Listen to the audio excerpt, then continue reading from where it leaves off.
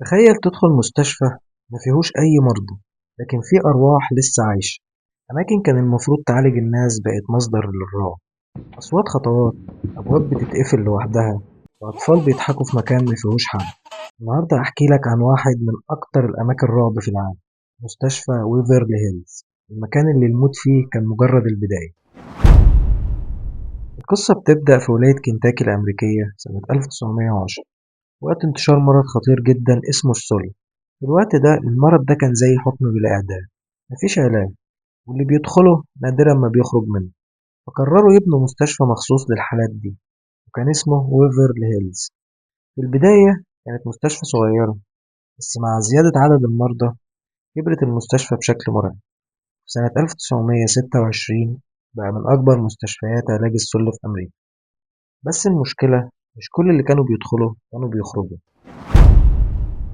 في عز انتشار المرض كان بيموت مئات الأشخاص شهريا. تخيل مستشفى مليان صراخ وألم وموت كل يوم. الأطباء كانوا بيجربوا أي حاجة، عمليات خطيرة جدا زي إزالة أضلاع من الجسم عشان يساعدوا المريض يتنفس، وأحيانا كانوا بينفخوا رئة المريض بالهواء بشكل صناعي. حاجات مرعبة كانت بتتعمل بدون تخدير تمام. الناس كانت بتموت واللي بيعيش بعذاب. بس أكتر حاجة مرعبة في المستشفى كانت حاجة اسمها نفق الموت. نفق طويل مظلم تحت الأرض، كانوا بيستخدموه لنقل الجثث بعيد عن عيون المرضى. وده ليه؟ عشان المرضى ما يشوفوش الموت حواليهم ويفقدوا الأمل. لكن الحقيقة النفق ده بقى مصدر لأغرب الظواهر. ناس كتير قالت إنها سمعت خطوات وشافت ظلال بتمشي رغم إن المكان فاضي تمام.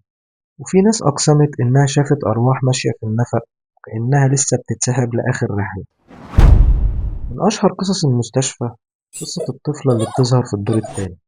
بيقولوا إن في أوضة اسمها 502 ممرضة اشتغلت فيها وانتحرت بطريقة غامضة. وفي رواية تانية بتقول إنها كانت حامل واترمت من الشباك، ومن وقتها ناس كتير بتقول إنها شافت طفلة صغيرة بتجري في الممرات وتضحك. في ناس قالت إنهم لقوا كرة بتتحرك لوحدها، ولما حاولوا يقربوا اختفت فجأة. السؤال هنا، مين الطفلة دي؟ وهل فعلا روحها لسه محبوسة هناك؟ مش بس أوضة واحدة، المستشفى كله بقى مرعب. زوار كتير أكدوا إنهم حسوا إن حد بيلمسه رغم إن مفيش أي حد.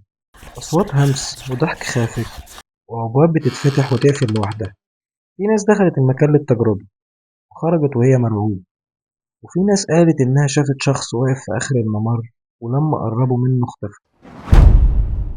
في العصر الحديث ناس كتير دخلت المستشفى بكاميرات، والغريب إن في صور طلعت فيها أشكال غريبة زي ظلال بشر، وفي تسجيلات صوتية ظهر فيها أصوات مش مفهومة، وفي فيديوهات أبواب بتتحرك لوحدها. هل بقى دي خدعة بصرية ولا دليل حقيقي على وجود أشباح؟ واحد من الزوار قال: كنت ماشي لوحدي وفجأة حسيت حد بيجري ورايا. لما بصيت ملقتش أي حد. وواحدة تانية قالت: سمعت صوت طفل بيضحك، ولما مشيت ناحية الصوت لقيت كرة بتتحرك لوحدها. وفي فريق تحقيق قال إنه سمع اسم حد بيتنادى بصوت واضح جدا. بس في سؤال هنا، هو ليه أصلا المكان لسه لحد دلوقتي مسكون؟ في ناس بتقول إن السبب هو عدد الوفيات الكبير، طاقة سلبية اتجمعت على مر السنين. وفي ناس تانية مؤمنة إن الأرواح ما قدرتش تسيب المكان اللي ماتت فيه، خصوصا إن الموت هناك كان مليان ألم.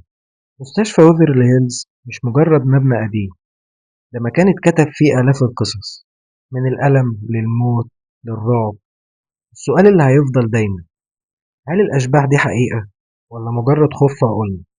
ولو اتعرض عليك تزور المكان ده لوحدك، يا ترى هتوافق